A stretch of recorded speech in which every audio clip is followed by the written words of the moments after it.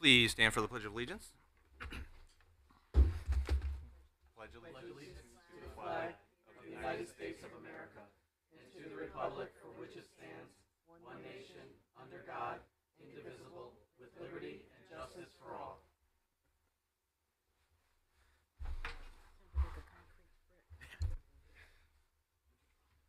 Thank you, everyone, for joining us. If I could have the clerk do the roll call for this evening. Councilwoman Melly Garthwaite is absent. Councilman Brian Locks. Councilman Brian Locks present. Councilwoman Ann Heffernan. Councilwoman Ann Heffernan, 1st District, present. Councilwoman Michelle Coletti. Councilwoman Michelle Coletti, District 2, present. Councilwoman Sarah Akbarali is absent. Councilman Gary Donovan. Councilman Gary Donovan, 4th District, present. Councilman Edward McMillan is absent. Councilwoman Dawn Callahan is absent. Councilwoman Catherine Tucker. Councilwoman Catherine Tucker, 7th District, present. Councilman Christopher Vargo. Councilman Christopher Vargo, 8th District, present. Councilwoman Katie Muller. Councilwoman Katie Muller, 9th District, present. Councilman Stephen Johnstone is absent, and Chairman Nicholas Pascal. Chairman Nicholas Pascal present. Okay, we have a quorum, Mr. Chairman. We do have a quorum. Thank you. All right, we have two public hearings before us tonight. First up at 6:50, I believe that's Councilman Vargo. Thank you, Mr. Chairman. The time is 7 o'clock, and we are opening the public meeting for Communication F from the October 15, 2024 agenda from Mayor Dorinda Borer regarding the issuance of a bond ordinance appropriating $1,694,000 for the costs associated with the planning, design, and rehabilitation of sewer pipes and manholes related to the Dawson Avenue Area Contract 5. Would anybody from the public like to speak on this matter? For a second time, would anyone from the public like to speak on this matter? For a third and final time, would anyone from the public like to speak on this matter? Seeing none, the public hearing is closed. The time is 7:01. Thank you. Please continue with the next. Thank you, Mr. Chairman. Time is 7:01, and public hearing on Communication H from August 26, 2024 agenda from Mayor Dorinda Borer regarding an amendment to Ordinance Blight Prevention 129-8, penalties for offenses and enforcement is now in session. Would anyone from the public like to speak on this matter? For a second time, would anyone from the public like to speak on this matter? And for a third and final time, would anyone from the public like to speak on this matter? Seeing none, the public hearing is closed. The time is 7:01. Thank you, Mr. Chairman. Thank you very much. At this time, we will now enter into public session. The time is 7:02. Would anyone from the public like to speak before the City Council?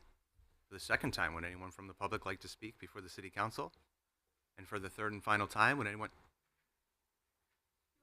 I'll go for it. Okay. I was letting you decide.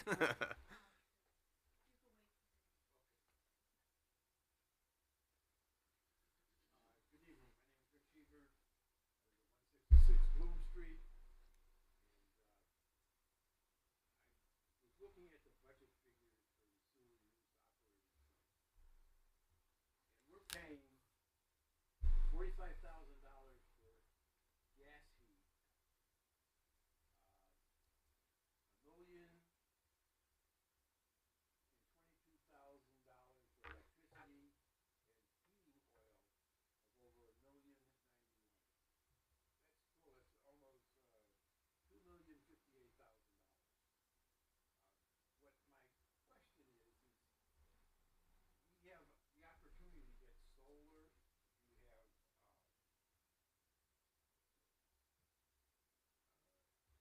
heat pumps, those types of items that reduce dramatically usage of electricity and heating. This all ties in with my message that I sent you about the status of our water treatment plant.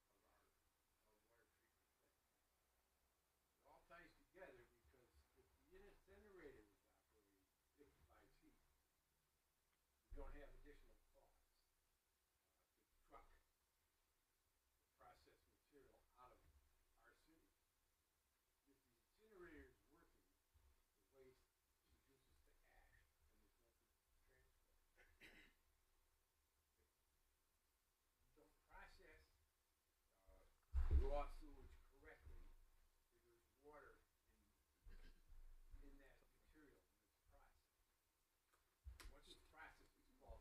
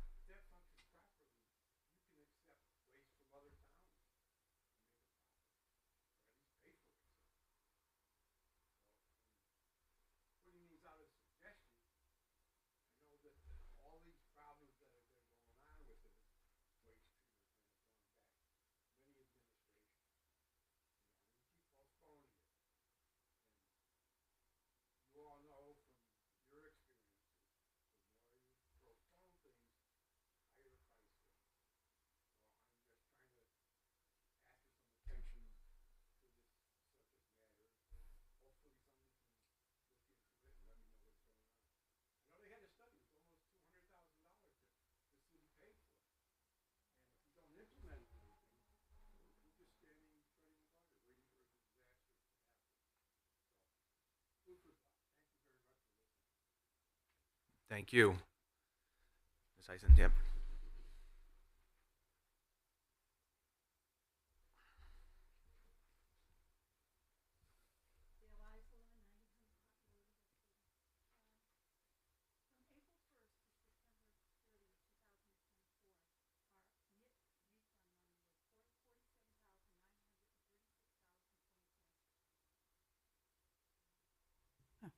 Want me to start over again?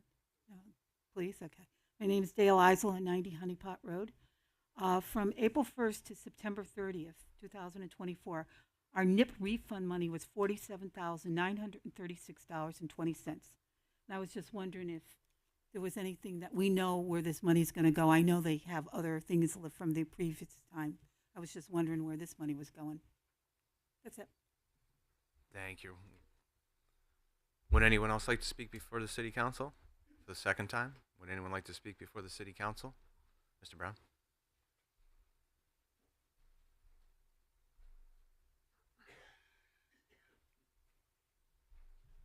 Frederick Brown, 100 Smith Street. I'd like to ask the council to establish a minimum amount of time that people can speak. Currently, you have a minimum amount of time of 5 minutes. The City of West Haven Fire Department has decided to play its own rules and has made public speaking for only 3 minutes. I would like to see the council establish a rule which would allow people to speak for at least a minimum of 5 minutes, which would go along with what you do. I don't think the public has a right to leave you here until 3 o'clock in the morning, but on the other hand, they do have a right to speak to you and give you their opinions. And I think 3 minutes is too short of a time to speak. And I would like to see the council set a minimum time. You can go over that at the discretion of the chairperson, but at least a minimum of 5 minutes public speaking. Thank you. Thank you, Mr. Brown. Would anyone from the public like to speak?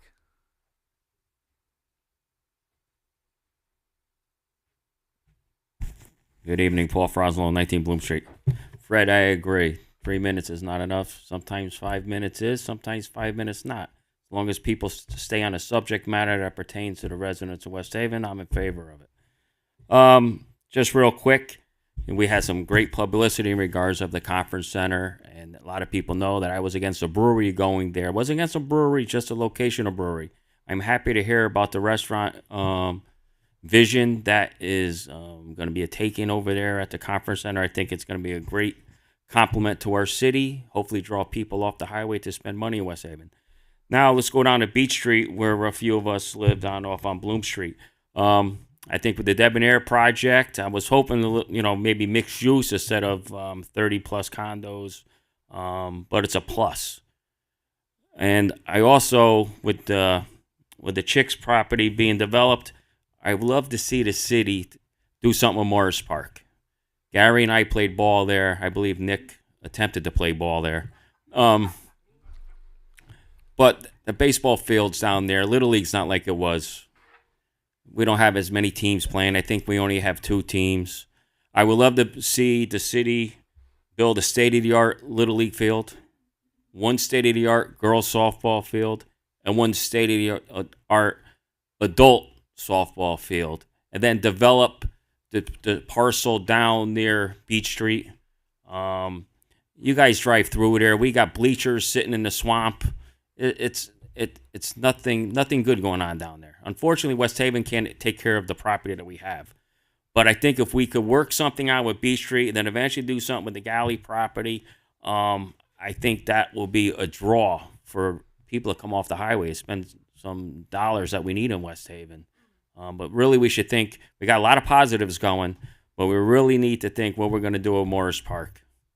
That could, one time, if you go back to redevelopment, so for some of you that don't know, I go back since like 1987, come to these meetings. Redevelopment, the original plan in 1974 was to take Thomas Street from B. Jetties and go straight to First Ave. Everything to your right was supposed to get developed. There was going to be a golf course and a marina down there at Chicks, down there at the baseball fields. And Mike Mercuriano still has original plans for that. If you ever see it, you'll be amazed. Only things that were developed for redevelopment was Savin Rock School, West Walk, Jimmy's, Phyllis's, and Turks. If they ever and the high rises, if they ever went through a redevelopment, the whole complex, the whole plan in 1973, 74, we wouldn't be starving for money. It was a great plan, but unfortunately, politicians got involved and never got flourished. But if you ever want to see it, I will get it from Mike Mercuriano, and you guys be amazed on what could have been. Thank you, and thanks again for taking time away from your families to be here for us. Thank you. Thank you, Mr. Fazalone. Would anyone else like to speak before the city council? For the second time, would anyone like to speak before the city council? For the third and final time, would anyone like to speak before the city council? Public session is now closed at 7:12. At this point, we'll now convene the 10/28/24 regularly scheduled council meeting at 7:13. I am looking for a motion to approve the journal of October 15th, 24 with an amendment. The amendment being that the 6:55 public hearing, which was labeled legislative matters, should read as public lands. Do I have a second? Second, thank you. Any discussion? All in favor? Aye. Any opposed? One abstention. You abstain?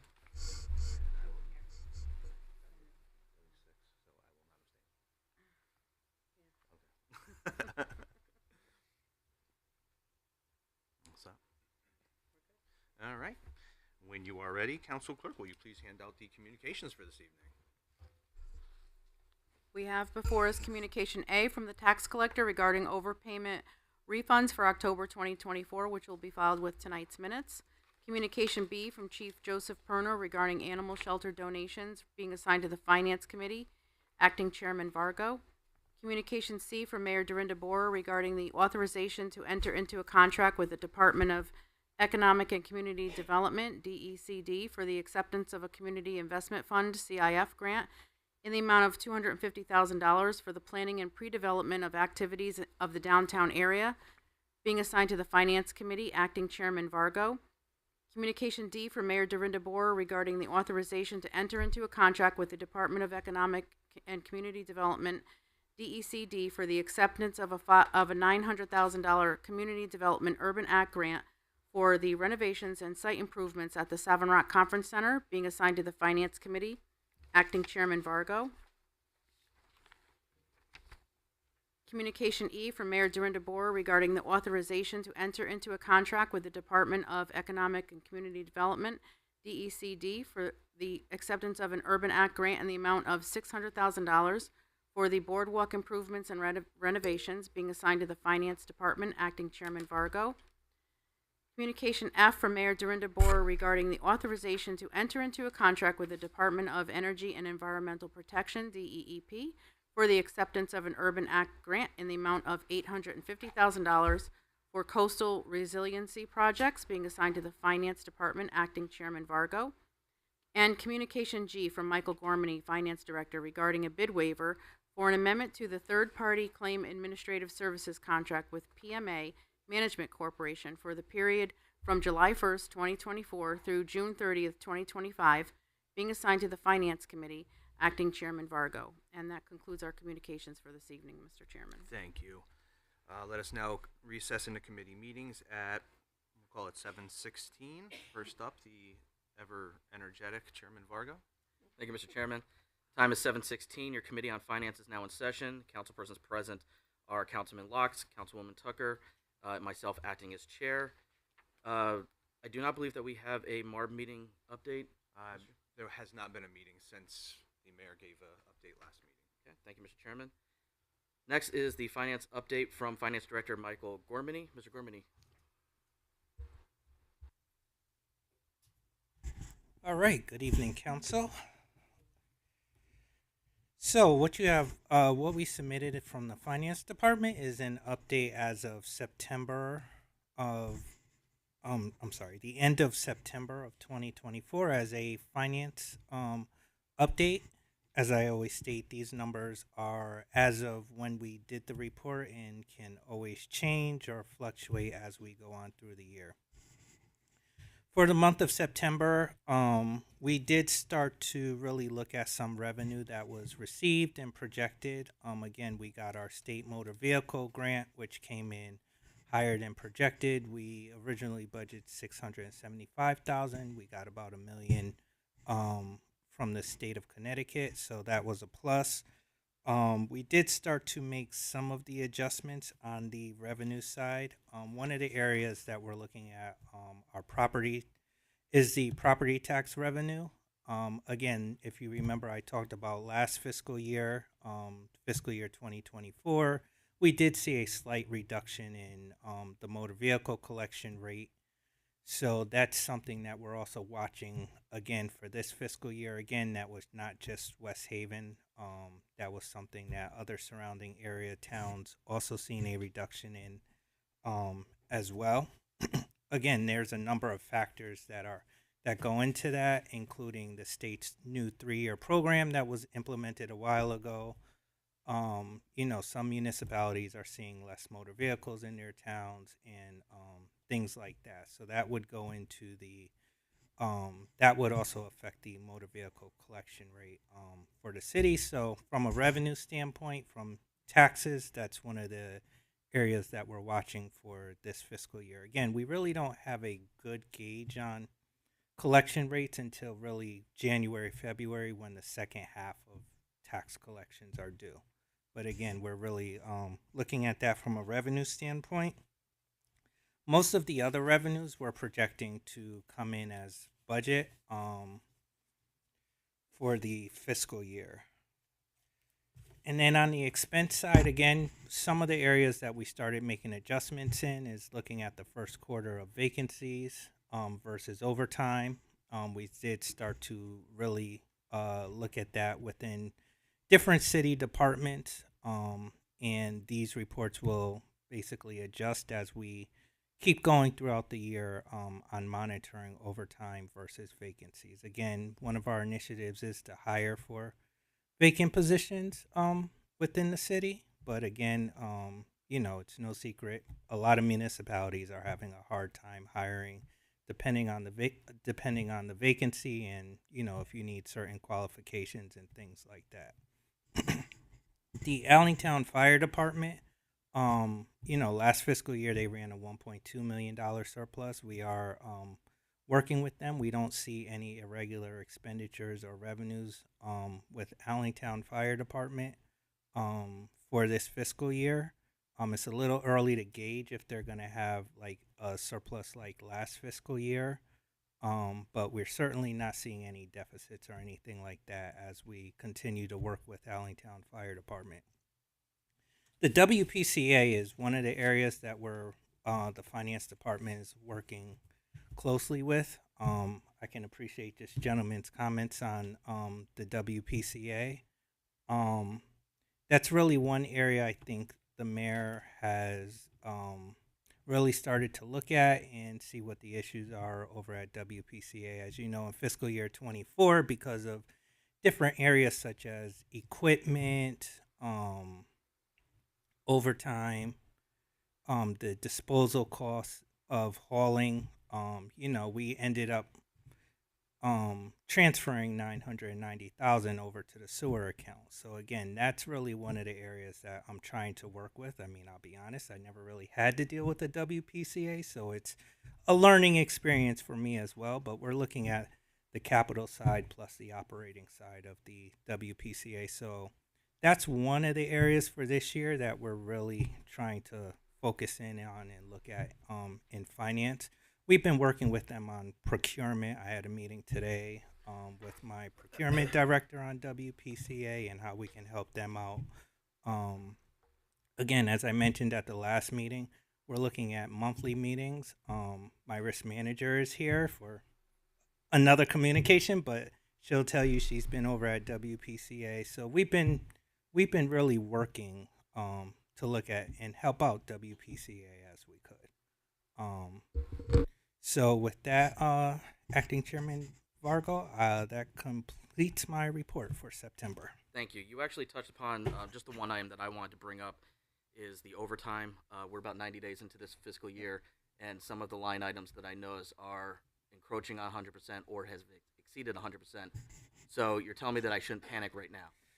I would say that we're working and looking at those overtime accounts after the first quarter. I asked my staff as early as Friday to run a general overtime report so we can start breaking it down by department, by individual, and start working with departments, getting down to that granular level. So again, overtime can happen for many different reasons, and that's really what I try to understand as the finance director, so I can communicate it to the council on why this overtime is occurring. So we are paying attention to it. And would you be able to provide maybe not all of that granular detail, but some of it to us, so we could just have a better understanding of why the departments are needing so much overtime, and maybe an action plan to alleviate that? Absolutely. I will get back to everyone on which meeting, because we really haven't had a historic report, so I like to look at the historic piece as well and try to compare it to where we currently are now. So my team is currently building that data as we speak. Because I imagine that if you look at that historic data, you could see that this department historically has X amount of overtime. Maybe it's necessary that we do something to correct this. Correct. And I also want to cross-train. look at if it's seasonal, certain departments such as, public works during snowstorm, they're going to have increased overtime, or during different seasons, or, going into the fall, someone may have additional. So we want to try to gauge that level of understanding of the overtime. I appreciate that. So we're working on the report, though. Thank you. I appreciate that. Anyone on finance have any questions? Councilman Tucker? Yeah, I mean, it's along the same lines. I was just wondering about the vacancies that you mentioned. Are those positions just not being worked or addressed, or is there a use of other employees taking on those responsibilities? I think it's a little bit of we're advertising for the positions. We're looking at the different vacancies, the different qualifications, who's interested in those positions, things like that. So I think we're trying to really fill those positions, but then it is a combination of individual, because in some areas the work has to get done, right? So that's part of the overtime cost, is some of these employees are working additional overtime because the work has to get done. Yeah, that's kind of what I was getting at. I would imagine that there would be a cost associated with the vacancies. Absolutely. And not just incidental overtime on either. It's not always a one-to-one savings on the vacancy versus what we're spending in overtime. Correct. Thank you. Thank you. All set? Thank you. Anyone else on finance have any questions? Anyone from the council have any questions? Councilman Donovan. Thank you, Councilman. Hi, Mike. How are you? Good evening. How are you? Good evening. Good. Getting back to the question with the jobs,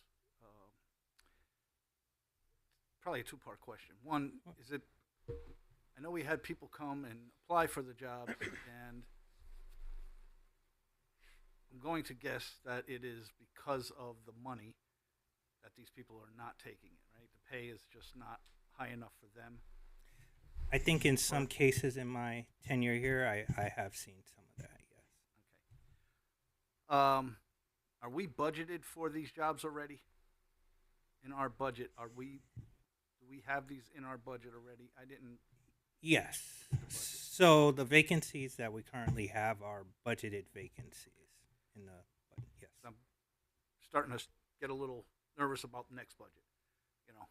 Getting all these jobs. Are we already budgeted for them coming up? Yes, we are. Next year. Okay. Yeah, so we can't even, you start talking about raising that, that means it's going to affect the budget. The other question, and I know you mentioned it, and we had a gentleman from the resident talk about it. The money that we're using, and I don't know if you know this,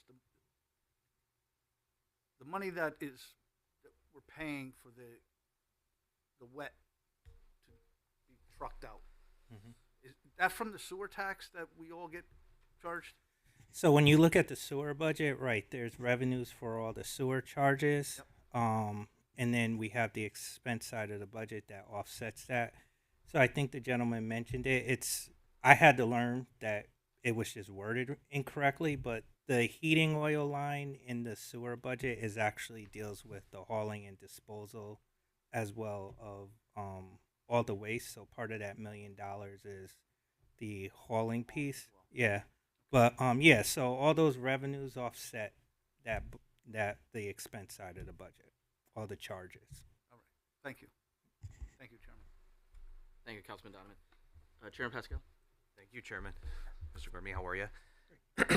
I was just looking at the open purchase orders line on here. I think it's very interesting. Can you just explain to the council what that pertains to? I mean, I notice on some things it's a very large number, some things it's a small number, and it seems like it's a new thing to me at least. So could you just explain that a little bit more? So what we want to do with the financial report is also show all the open purchase orders, because that can affect the overall bottom line of the budget. So the open purchase orders are basically purchase orders that have been established to vendors to perform certain services. Now, it doesn't mean that all of that, the funds in that purchase order line are going to be spent. So, for example, for our utilities, we may issue a $200,000 purchase order for the year and end up spending $150,000. What we're doing is we're reserving that the funding out of that particular line item to pay for that service. Either it's a one-time or for the entire fiscal year, depending on the service. Okay. And just particularly on page 10, when under the department category of communications, is that tied into ERS? Is that what the full communications is, or is that? I believe that is. Let's see, page 10. Everything else seems pretty self-explanatory.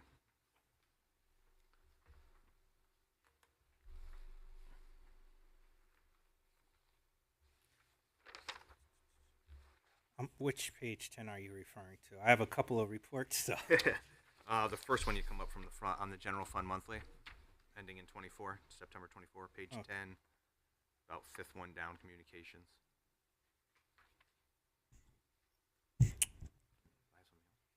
I do not believe that is ERS.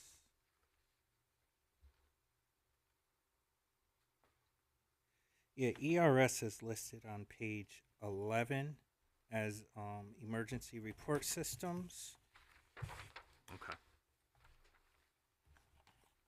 Let me get back to the council on.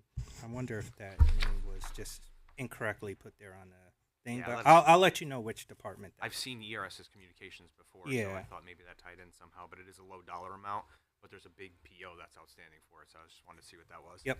Okay. Thank you, Mr. Chairman. Thank you, Mr. Gormany. Thank you, Chairman. Councilwoman Tucker. Yeah, just wanted to follow up on the question that you mentioned about the line item that has a bunch of things listed in it. The transportation.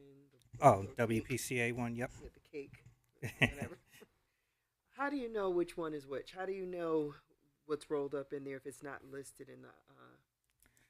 So, as you know, what we do is we list the budget on a department and then object level. To be quite frank, that's just something I've learned, because what we have is we have those line items and then like all the vendors that we pay on those line items, which are listed in our financial system. But I hear you, like looking at the report, that's why I said the name was probably incorrect on that, because that deals with hauling and disposal and other. That's something I just learned too. Okay. So, but yes, that's really the granular level of that line item, knowing that. Okay. So, is there any chance that just for budgeting purposes, like going forward, when we're deliberating and we're talking about the finances next year and planning for the budget next year? I've already seen a couple of things, I think, in talking to, the assistant finance director who, the budget cycle was basically done before I got here. So, but talking to the assistant finance director, I think there are a couple of those areas that we can clarify going into the budget cycle that just makes sense, because you look at a line that says heating oil, you think utilities and heating oil. So I get it. Right. So I think we have a few of those to kind of clear up in the budget cycle. Thank you. Would anyone else? Councilwoman Coletti. Thank you, Chairman. To Councilwoman Tucker's point, it's come up a couple of times. It may have been a time that you were absent, and we've clarified it several times in terms of that line item. And I know you had committed to, when you talk about working with the WPCA, who is the official department head that's responsible for their budget? Who are you working with? So right now we are working with some of the primary supervisors. I know the mayor and the chief of staff and a few others have been looking for, that's one of the vacancies that has been there, as a superintendent of WPCA. So right now we're kind of working with some of the higher level supervisors who deal with the day-to-day kind of operations until they can fill that superintendent. Just wanted And to- I'm sorry, they hired a, I forgot her title. I'm gonna say an admin assistant type, Right. to kind of handle. We gave her Munis training on the financial system and things like that. So we're also working with her as well. Okay, I just wanted to be clear for me because at some point I heard it was the director there, and then at some point I thought it might have been Abdul as well. Is that correct? I do know the city engineer City does engineer. also assist with the WPCA as well. I believe, and don't quote me on it, but I believe he did assist with the last budget cycle and a few other things regarding the WPCA. So you're working with them and the new admin on what's being reported to you in terms of ongoing expenses, so you're Yes. able to track it better and assist with that. Correct. We're working Okay. with them on expenses, revenues, procurement rules, purchase order. We're trying to kind of do the entire do the entire gamut, but make sure we walk with this so we get it right. You know. And while we were reviewing budgets in great detail in April, we kind of went over that line item too, because what had happened was when the incinerator was running, that generated a very high heating expense to run the actual incinerator, but then it was substituted by the trucking when the incinerator was shut down, but they never changed the line item. Okay. So then I think last we spoke, you were going to change it in the next budget cycle to make Yeah. sure those were broken out into two line items, right? Yep, it's on my radar. Okay. As we, it's amazing. It's almost November already, so we'll be gearing up for the next budget cycle. The incinerator might be up and Yeah. running by then. I'm just kidding. All right. Thank you very much. Appreciate Thank the you. clarification. Thank you, Chairman. Any other questions from the council? Seeing none, thank you, Mr. Gorman. Thank you. Appreciate you.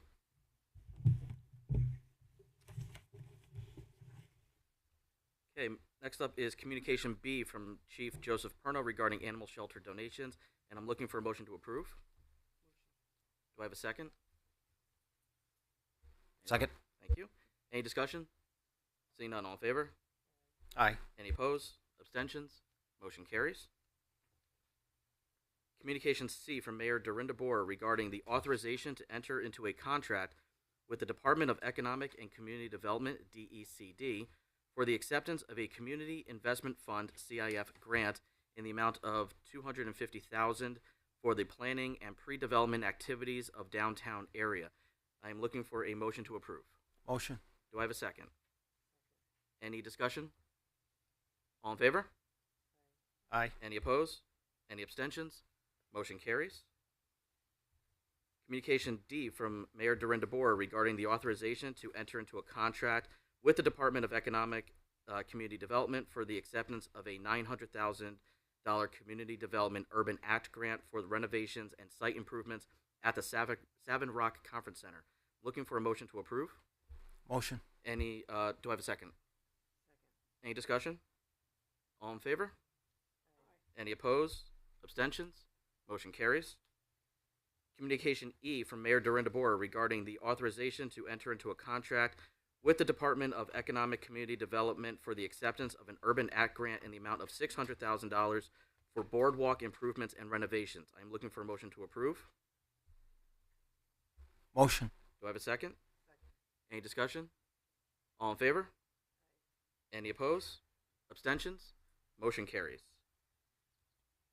Communication F from Mayor Dorinda Boer regarding the authorization to enter into a contract with the Department of Energy and Environmental Protection, DEEP, for the acceptance of an Urban Act grant in the amount of $850,000 for coastal resiliency projects. I'm looking for a motion to approve. Motion. Do I have a second? Any discussion? All in favor? Aye. Any opposed or abstentions? Motion carries.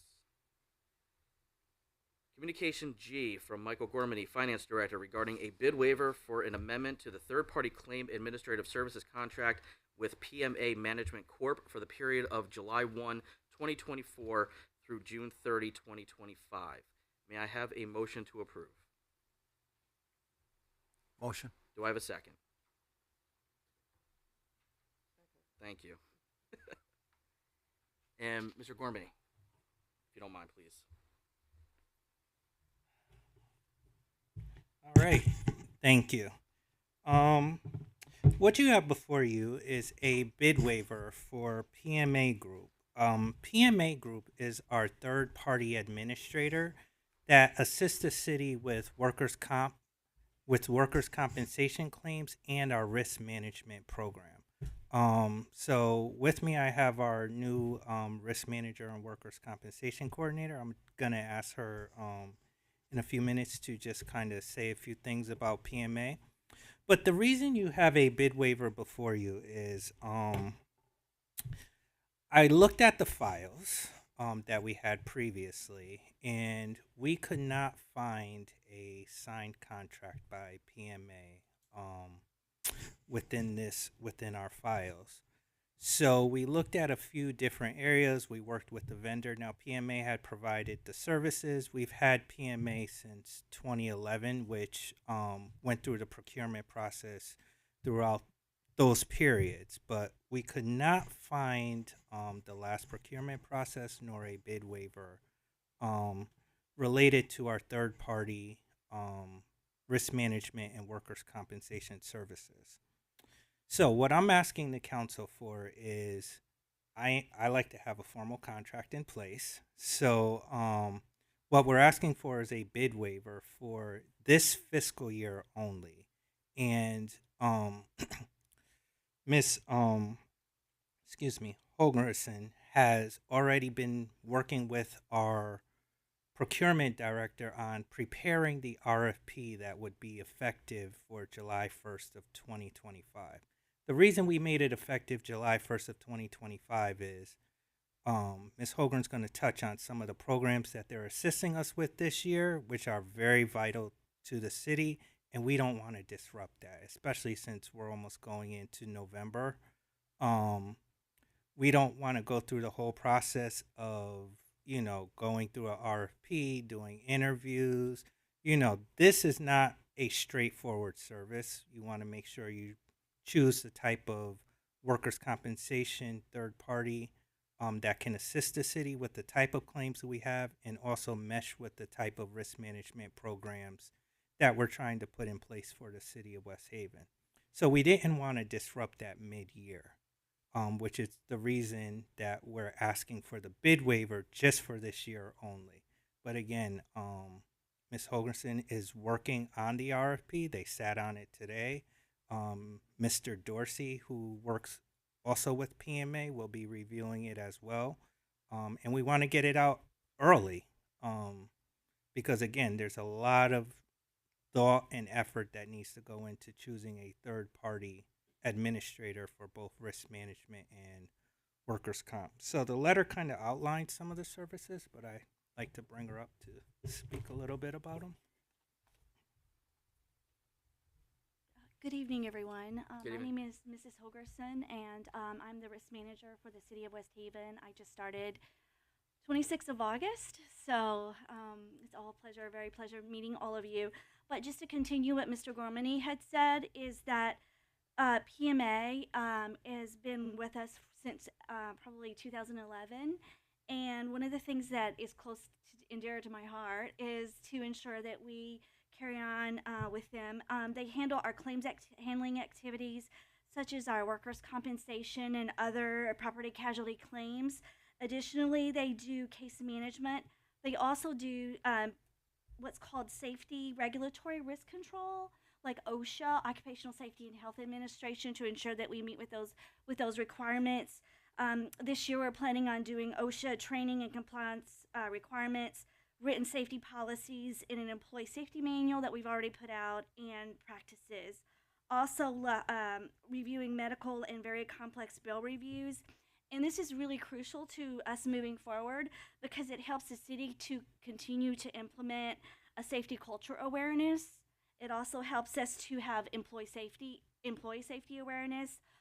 Also to meet those OSHA compliance requirements I was talking about, and that leads to workers' comp insurance reduction and reduction cost, as well as these OSHA violations. Because we've had, when we've had OSHA come in, it's really helped reduce those OSHA violations as well, and cost reduction for that. And in the long run, that's going to affect our bottom line dollar, and also make it more effective, where we can bring more money for the city and the community.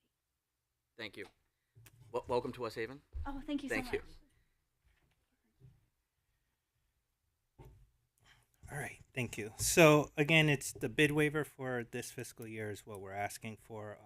I believe we submitted a copy of the contract that Mr. Dorsey is also reviewing as well as part of the packet. But again, we're really trying to get the risk management programs, the health and safety programs up in West Haven, as well as work on the workers' compensation claims. So I'll be happy to answer any questions. Thank you. I have a couple questions before I open up to the council, and I don't know who best to answer, so I'll just ask them. How long typically are the contracts? So we have in the city code, we can do contracts up to 3 years. I believe the last contract that I found in the file was actually a 3-year contract. So it looks like they've been going every 3 years. Is that 5? Right. Go ahead. With council approval, a contract can go for more than 5 years, but it needs council approval. The prior one, the last one that was signed was from, I think, 2015. Expired in 2022, 20. And then there was another one from 20. The one that was unsigned was, oh, I'm sorry, 2020, then 2020 to 2023. And it expired in 2023. We had a contract that would expire in 26 that wasn't signed by the prior administration. We don't know why. PMA doesn't know why, but we were operating as if that contract had been ratified. So what we're asking for, the new contract is a year contract, effective fiscal year 2025, which would be retroactive July, to expire June 30th. Just so we have a signed contract, just an extension of the previously signed contract. So that's what we're asking for. Both parties, since the expiration of the 2023 contract, have been operating as if a contract was in place. Under the exact same terms. And the terms of the contract that were attached to this communication are the same terms that we would have contracted with them for if that contract was signed. Yes, nothing had changed. So the month or the annual premium or the annual payment, the per service. Nothing changes. Nothing changes. Okay. This is just dotting the I's and crossing the T's, belt and suspenders. And everything is budgeted for all this budgeted, contract. Yeah. One thing also that PMA does is that it sets reserves on our liabilities. It's super, super, super important. So every time a new claim comes in, whether it's a flat tire on a pothole or something catastrophic, they set reserves as an insurance company would, and we add that to our budget. We budget our liabilities accordingly, and that's an extremely, extremely important service that they provide and do very well. They consult with my office, of course, if it's a liability claim, and their actuarials, et cetera, et cetera, et cetera. Well, I imagine without their service, it would kind of be like shooting in the dark. It would be chaos. Yes, it would be. This is a vital, vital service contract. Yeah. Okay. Any questions from the Finance Committee? Councilwoman Tucker? Yeah, I guess the question that I have is around, you mentioned 2025. It goes into effect 2025. You're asking for it for this year, and this is 2024, correct? No, so this contract that we're asking for would be from July 1st of 2024 to June 30th of 2025. The RFP that we're working on and that we would subsequently award would be effective July 1st of 2025. Now, the time frame, as Councilman Vargo asked, that will be determined based on the responses, and if it's longer than 3 years, we would submit it to the city council. But what you have before you is strictly just 1 year. Expires June 30th. Of 2025. 25, Okay. correct. Are you all set? Yes. Thank you. Thank you. Any other questions? Councilman Lux. Thank you, Chairman. Welcome to the city. Good to see a new face. In terms of the RFP, do you already have providers lined up in addition to PMA, or are you going to go out for qualifications first and weed some out? It will go out to the normal request for proposal. Okay.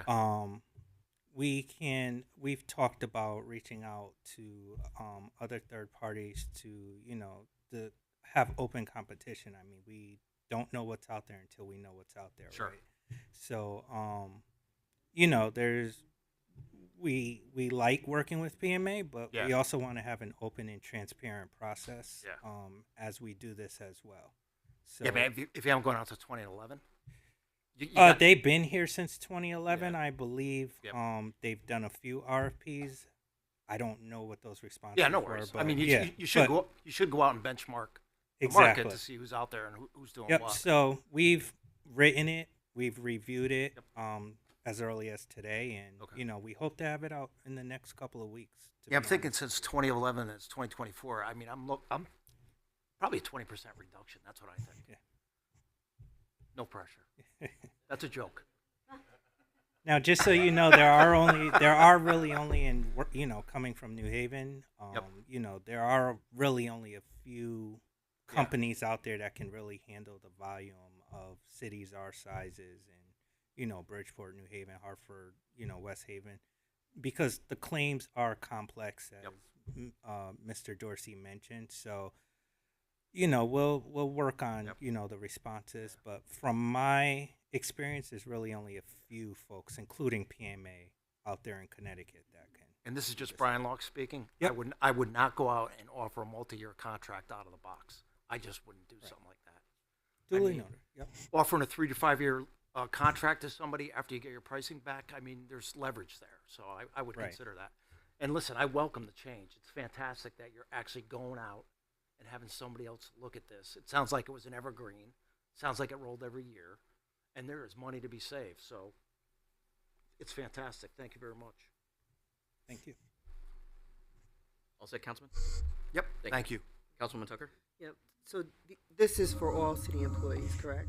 So right, they do the city and the Board of Education as well. Okay. So, yeah. And I see here that it refers to a safety manual. I'm assuming this is electronic. Here.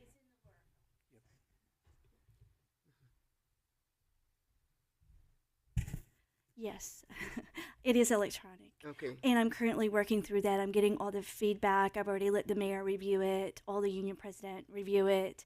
The WPC reviewed it, their union rep, Mr. Dorsey, got his comments. So to answer your question, yes, it is electronic. Okay, and the reason I'm asking that is just so that for accessibility purposes, so that all the city employees can see it, find it, know where it is, Yes, get and access to it. Exactly, and that's if I may just expand just very briefly, that is exactly what we would be doing, is setting up a written policy, a written employee safety manual for the city of West Haven, as well as all other OSHA compliant policies. Okay. And they would all be electronic and training, and training would be provided on those as is required by OSHA. All right. Thank you so Okay, much. thank Welcome you. to the city. Thank you.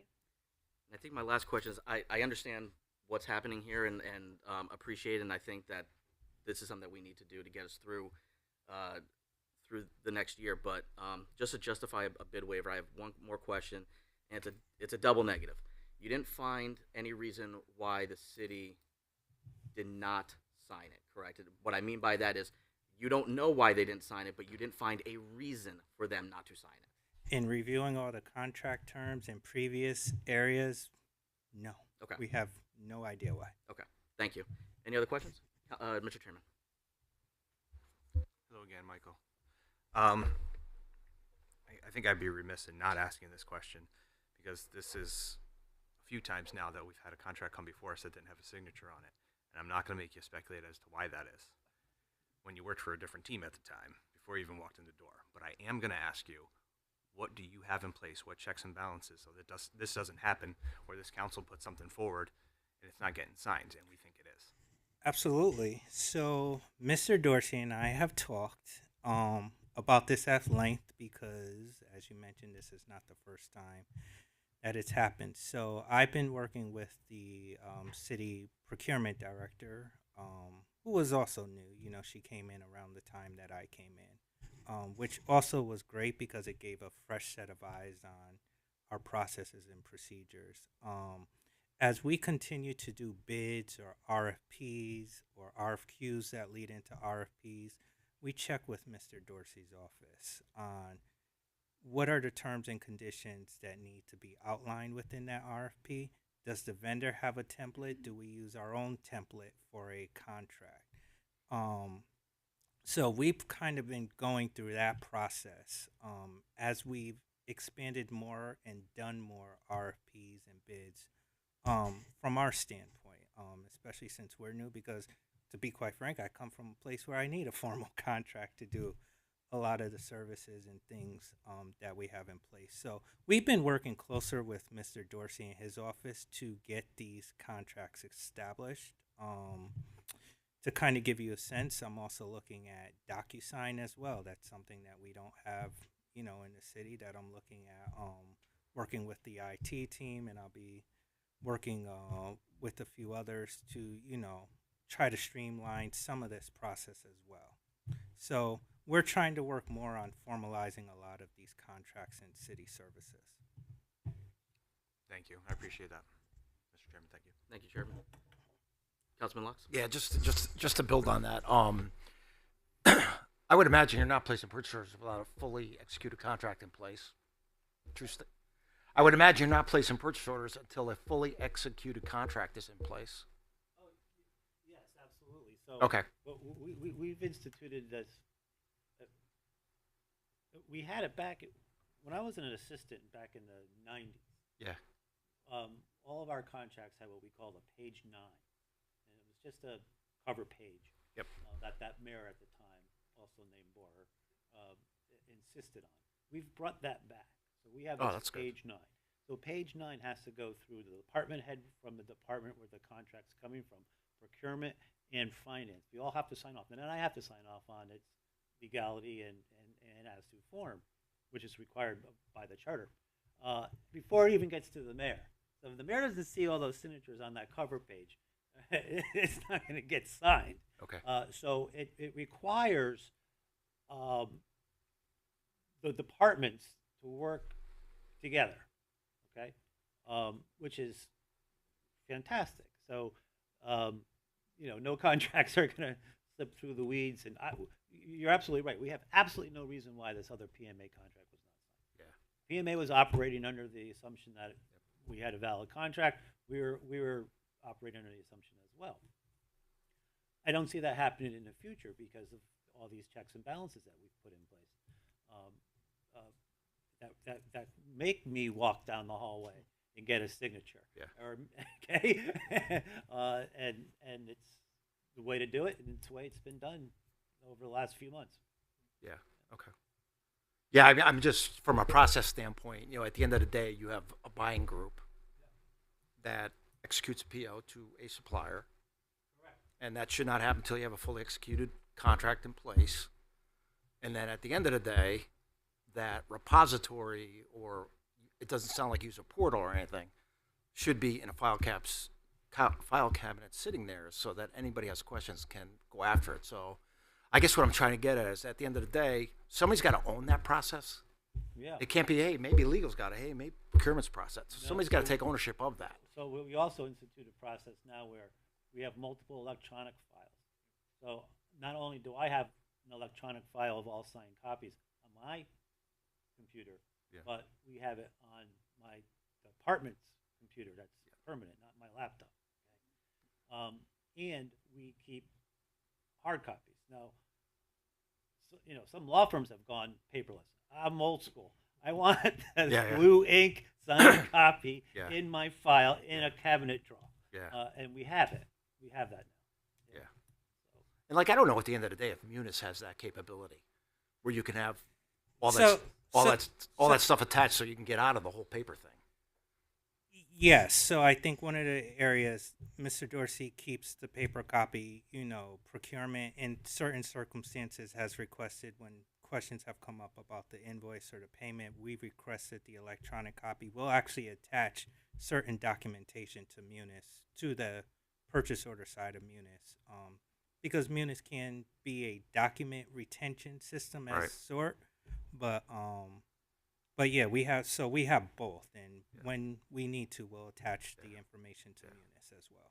Yeah, I mean, I'm glad you're doing it. It's it's a work in progress. Yeah, it's something that needs to be done. I mean, I've worked in previous places that have been turnaround situations, and this is where we started because contracts were fully executed. You had physicians who had contracts, you had procurement had contracts, and it's a matter of just finding a centralized place to put them. And it sounds like you're on your way there, which is good. And it's part of tightening up an operation. So it sounds like a great opportunity. It's my 2 cents. Thank you. Thank you, Councilman. I love the answer of that page 9. I think that's a great idea. It pains me that we do not have central repositories citywide. I had that discussion during the budget with the IT department. I'm hoping that a lengthier discussion can be had because I just think that in 2024, whether you like paper or not, there needs to be ready access to these items. I was debating asking this question, but the chairman opened the door, so I'm going to go through it. I'm painfully aware in my career what could happen if we don't have signed contracts. How do we know, or is there something we could do to see what else might be out there? I don't know why things weren't signed before, and I don't want to hazard a guess, but how do we fix this? So this goes into kind of what I've been looking at with the finance department itself, as far as we've been looking at some of our audit practices in finance. I mean, I'm not going to say everything's been perfect. I've only been here 6 months, but through some of these audit processes, we've seen payments that say, "Hey, list this contract number." We're like, "Where's the contract? Let's get the contract. Let's review it. Let's see, is it a PMA situation? How long is this contract?" So there's really no 100% way to say, like, we can point somewhere and say we need all these contracts. We've been finding some of this as we audit things and look at certain areas. So that's been really my methodology at this moment, as far as finding, like, when we need contracts or was there a signed contract. Even looking at the previous payments, looking at the previous bids as well when it comes to some of the payments, like, hey, was there a contract that was with this bid, or was it just the bid pricing was for the entire, let's say, 3-year period, So we're just kind of finding these things as we go. That's the answer I kind of figured you were going to give me. I'm not happy with it, but I understand that there's really no way to say these are all the contracts that we should have and we don't. Right, and I will say our new procurement senior buyer, she's been doing a really good job at trying to centralize a lot of the procurement things, and I think what she's also realized is that also makes her look at some of the historic stuff that happened before she was here. Like I said, she kind of came in around the same time I did. So, that's also one of the ways in her reviewing historic bids has been some of the ways that we've found this as well. Well, I'd like to thank you and your staff for finding these issues and bringing them to the mayor, bringing them to us, and finding a creative way to bridge the gap, and then that way we can do it right going forward. And I really appreciate that, and thank you for the transparency. Any other questions? Yeah, I just want to make a comment on that. This kind of stuff is a direct result of having a lean organization, especially when it comes to procurement, because it's always under-resourced. And this is typically a byproduct of it. That's what happens. I'm just saying, from a resource standpoint, from like a technology standpoint, in terms of planning for the future, you can avoid these kinds of things by trying to automate where you can. But if you're going to understaff your procurement function, this can be the result of it, just in my experience. Yep. Any other questions? Seeing none. Thank you, Mr. Gorman. Thank you. Any further discussion? All in favor? Thank you. Any opposed? Any abstentions? Motion carries. Mr. Chairman, that concludes the business of the Finance Committee. The time is 8:01. No, it doesn't. Oh, F. I'm sorry. Can I take that back? Thank you. Communication F from the October 15, 2024 agenda from Mayor Dorinda Boer regarding the issuance of a bond ordinance appropriating $1,694,000 for costs associated with the planning, design, and rehabilitation of sewer pipes and manholes related to the Dawson Avenue Area Contract 5. We have completed a first read and a public hearing. I am now looking for a motion to approve. Motion. Do I have a second? Any discussion? All in favor? Any opposed? Any abstentions? Motion carries. Now that concludes the business of the Finance Committee. The time is 8:02. Well, since you did such a great job with that, why don't you go on to legislative matters? Thank you. You're too kind to me. You're welcome. Thank you, Mr. Chairman. The Committee on Legislative Matters is now in session. The time is 8:02.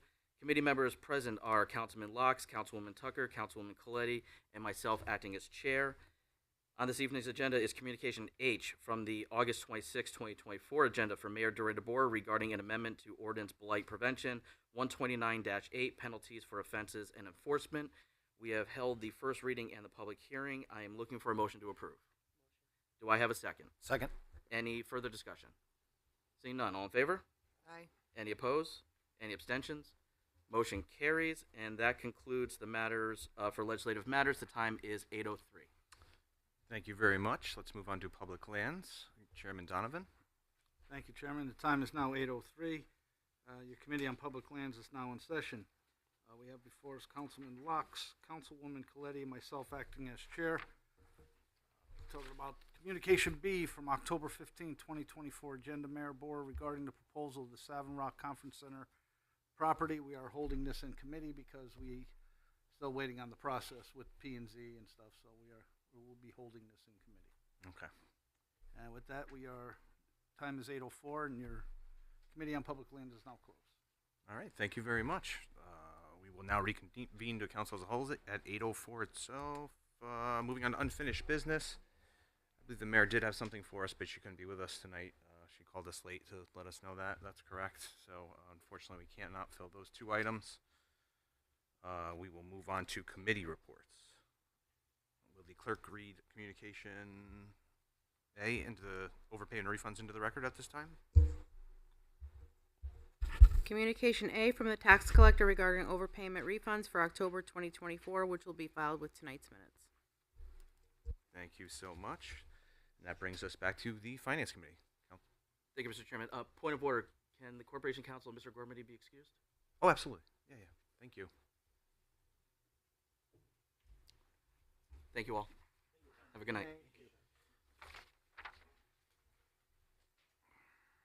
Thank you, Mr. Chairman. To the Honorable City Council for the City of West Haven, your Committee on Finance, to whom was referred the matter of the animal shelter donations, reports that the committee met on the 28th day of October 2024 to consider said matter. It is the unanimous opinion of the committee that the following motion be presented. Resolved, that the West Haven Police Department has received the following donations totaling $375 for the animal shelter per Connecticut General Statutes 7-148C3A and B and General Order 98-04. We are forwarding these donations for approval. The City Council approved the following motion at a regular meeting held on October 28, 2024. Resolved that the City Council for the City of West Haven hereby approves the animal shelter donations to be deposited into the animal shelter donations account 101000000-28285. Laura Marshall, $50. Patricia Minor, $100. Angela Russo, $100. Nora Jacobson, $25. Deborah Johnson, $100. Total, $375. And I so move. Thank you very much. I have a motion to approve a matter regarding animal shelter donations. Do I have a second? Second. Thank you. Any discussion on that? Seeing none. All in favor? Aye. Any opposed? Any abstentions? Motion carries. To the Honorable City Council of the City of West Haven, your Committee on Finance, to whom was referred the matter of a resolution regarding the Department of Economic and Community Development, any and all documents which it deems necessary and appropriate for a community investment fund grant of $250,000 for downtown revitalization planning. Reports that the committee met on the 28th day of October 2024 to consider said matter. It is the unanimous opinion of the committee that the following motion be presented.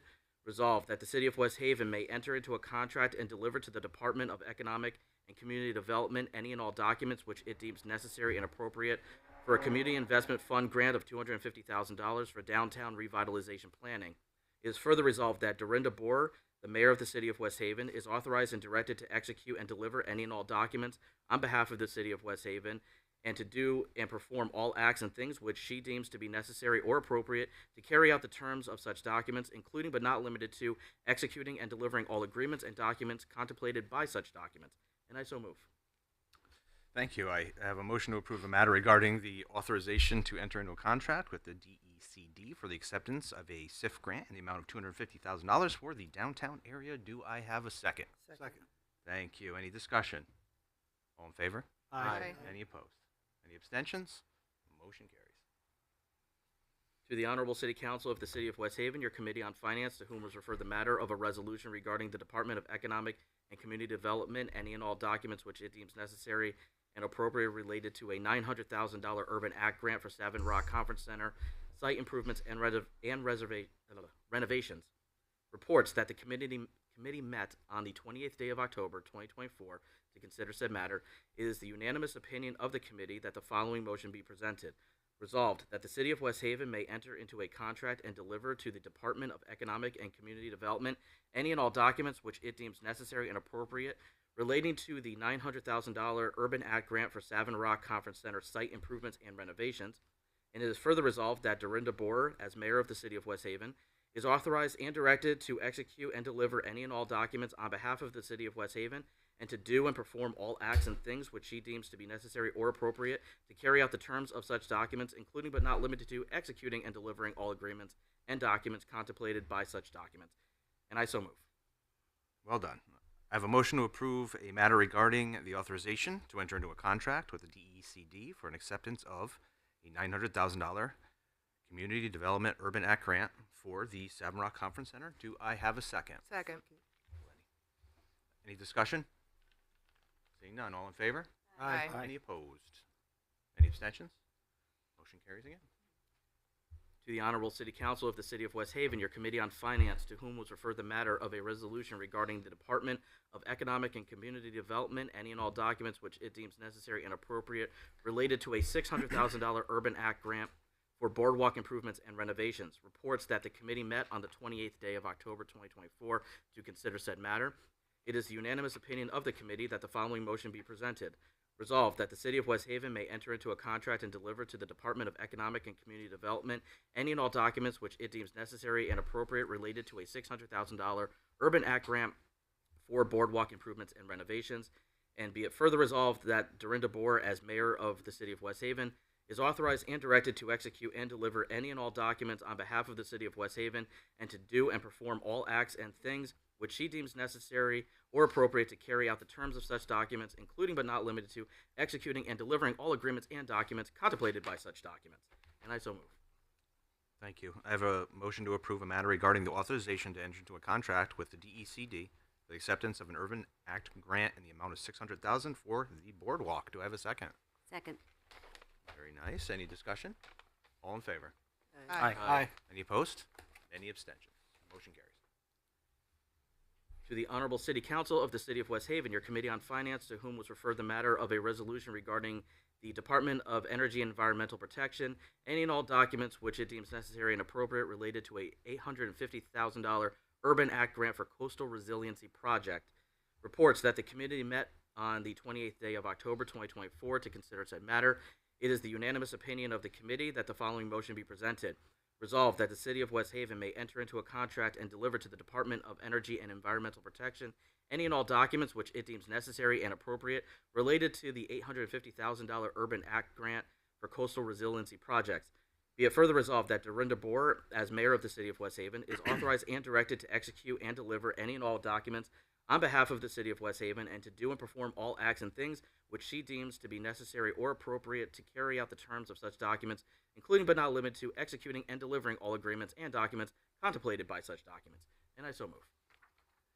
Thank you. I have a motion to approve a matter regarding the authorization to enter into a contract with the DEEP for the acceptance of an Urban Act grant in the amount of $850,000 for coastal resiliency projects. Do I have a second? Second.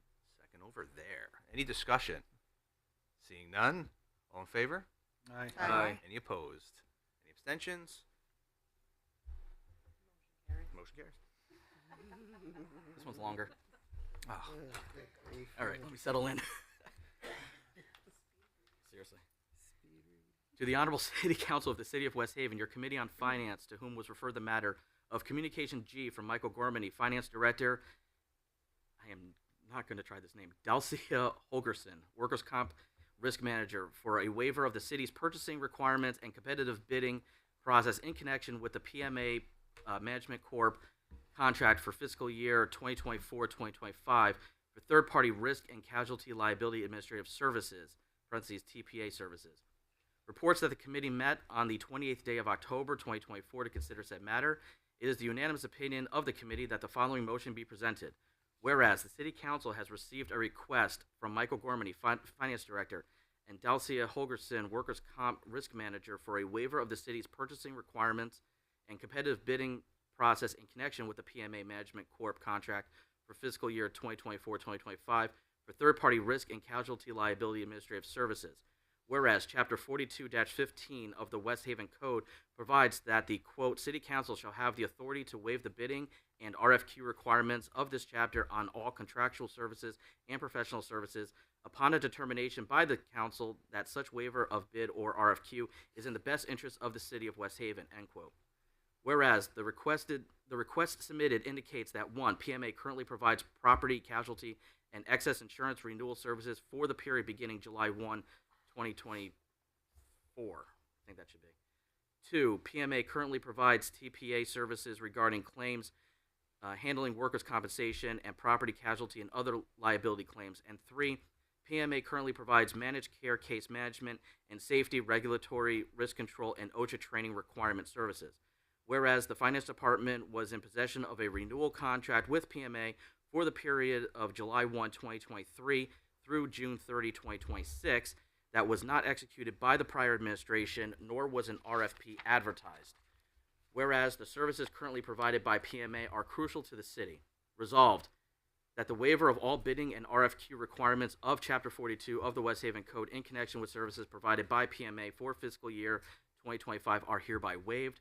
Be it further resolved that Dorinda K. Boer, as mayor of the city of West Haven, is authorized and directed to execute and deliver any and all documents related to this resolution on behalf of the city of West Haven, including a one-year renewal contract with PMA Management Corp. Expiring June 30, 2025, and to do and perform all acts and things which she deems to be necessary or appropriate to carry out the terms of such documents, including but not limited to executing and delivering all agreements and documents contemplated by such documents. And I so move. Thank you. I have a motion to approve the matter regarding a bid waiver for the amendment to the third-party claim administrative services contract with PMA Management Corp. Do I have a second? Second. Second. All right. Any discussion? Why do you get the easy one? All in favor? Aye. Any opposed? Any abstentions? Motion carries.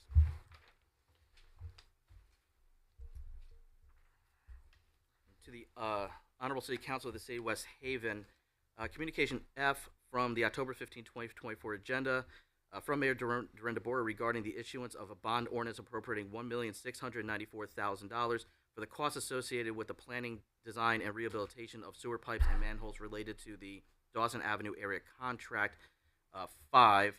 The committee met on this 28th day of October 2024 and unanimously passed be it ordained, an ordinance appropriating $1,694,000 for the costs associated with the planning, design, and rehabilitation of sewer pipes and manholes related to the Dawson Avenue Area Contract 5 in the West Shore portion of the city, and authorizing the issuance of $1,694,000 bonds of the city to meet said appropriation, and pending the issuance thereof, the making of temporary borrowings for such purpose.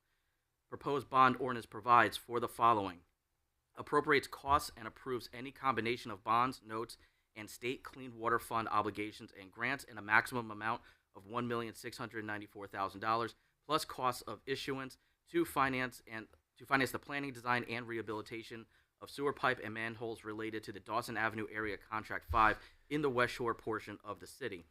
Authorizes the mayor, the finance director, and the treasurer, which is known as the bond committee, to sell any bonds and notes in a competitive or negotiated offering. Authorizes bonds to be issued pursuant to the terms of the city trust indenture. Authorizes the bond committee to take all necessary actions in connection with the issuance of bond notes and clean water fund obligations, including actions relating to the tax-exempt nature of the bonds and notes, the reimbursement of prior city capital expenditures, and those needed to satisfy post-issuance disclosure obligations, and authorizes the mayor, the finance director, and other duly authorized city officials to apply for grants for the project, and I so move. Thank you. I have a motion to approve a matter regarding the issuance of a bond ordinance appropriating $1,694,000 for Dawson Avenue Area Contract 5. Do I have a second? Second. Thank you. Any discussion on that? No? All in favor? Aye. Any opposed? Any abstentions? Another one that carries. All right. I believe that concludes the business of the Finance Committee, Mr. Chairman. Why don't you keep going? You're on a roll. If you insist. Mr. Chairman, on this 20th day of October 2024, the Legislative Matters Committee met and unanimously approved an ordinance amending Chapter 129, Section 129-8 of the Code of the City of West Haven to adopt and incorporate changes to Section 129-8(3) and 129-8B to permit the maximum civil penalties allowed by statute and to be determined how a third or more violation is to be determined. Be it ordained that an amendment to Chapter 129 to adopt and incorporate changes to 129-8(3) and 129-8B to permit the maximum civil penalties followed by statute and to determine how a third or more violations are to be determined. Penalties. Each violation of this chapter shall be considered a separate offense. 2. Each day any violation continues shall constitute a separate offense. 3. Each separate offense under this chapter shall be punishable by a civil penalty as follows. A. Residential and commercial, defined as 6 or fewer units, occupied, $150 per day, vacant, $250 per day, third or subsequent violation, $1,000 per day. B. Residential, which is 7 to 39 units, 10 cents per square foot, residential, 40 plus units, 12 cents per square foot, and commercial, 10 cents per square foot. B. Enforcement. 1. Upon discovery of a violation of this chapter, the enforcement officer shall cause to be given to the owner and occupant of the property written notice of the violation and provide a reasonable opportunity for the owner and occupant to remediate the blighted conditions prior to any enforcement action being taken, except that an enforcement officer may take immediate enforcement action in the case of a violation at a property that is the third or more such blight violation at such property during a 12-month period.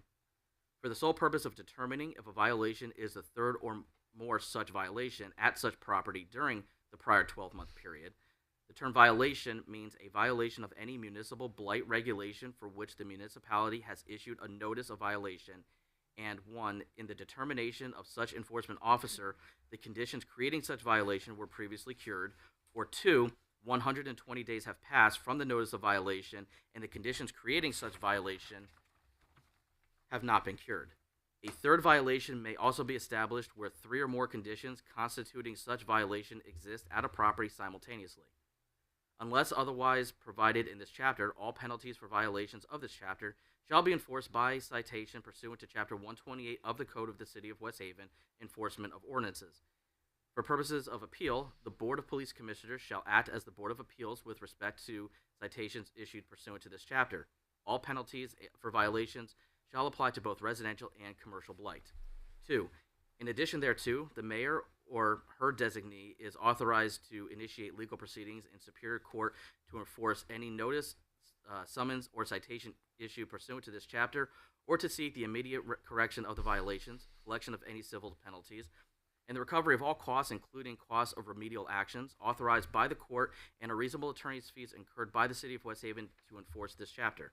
3.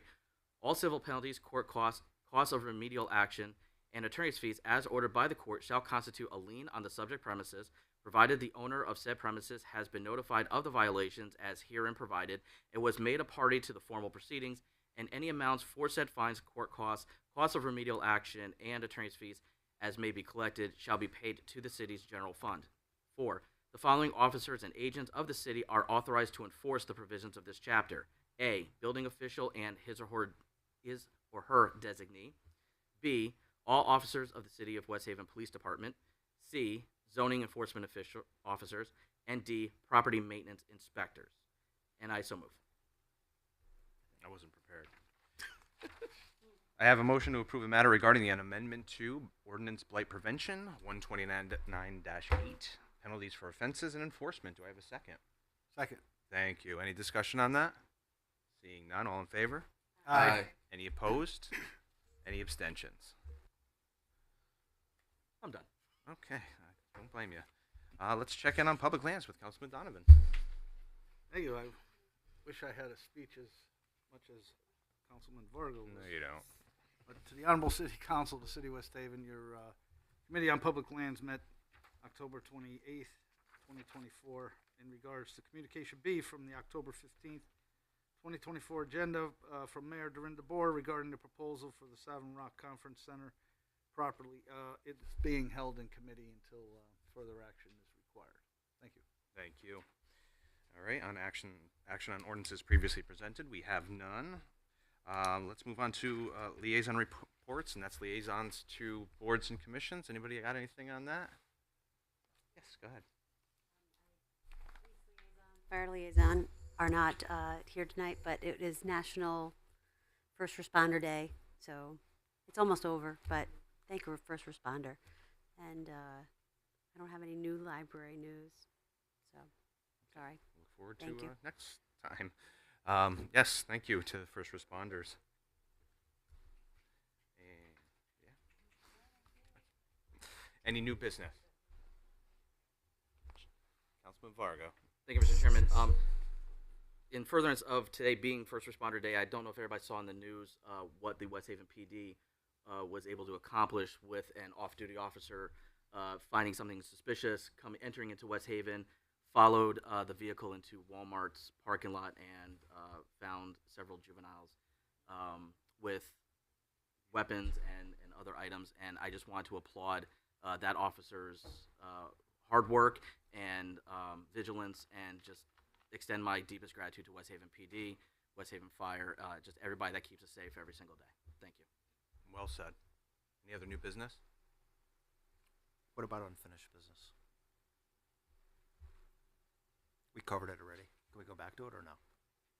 Yeah, if you want to make a statement on it now. No, no statement. When it comes to unfinished business, that ID number 1, Which is, I'm sorry.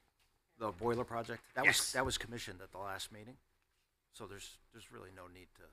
Take that off? Yeah, it can Okay. come off. Okay. I think by law it was October 15th, and I'm assuming it's done and completed. Yeah, there were 3 boilers. One was up and running according to. Okay. This was said at the last meeting? Yes. Okay, great. All right, we'll get that off. Thank you for letting me know. Yep. Make a note. All right. Any other new business? All right. Oh, Councilwoman Coletti. Not really new business. I just wanted to take a moment to thank the mayor and the administration for all that hard work. We may have approved the contracts tonight, but that was $2.6 million in grants and funding from the state level, from the DECD as well as DEEP. So just wanted to thank them for that. Good point. Thank you. Any other new business? Okay, seeing none, I'll entertain a motion to adjourn. Do I have a second? Second. I'm sure everybody's all in favor. Any opposed? Any abstentions? Good night, everyone. Thank you.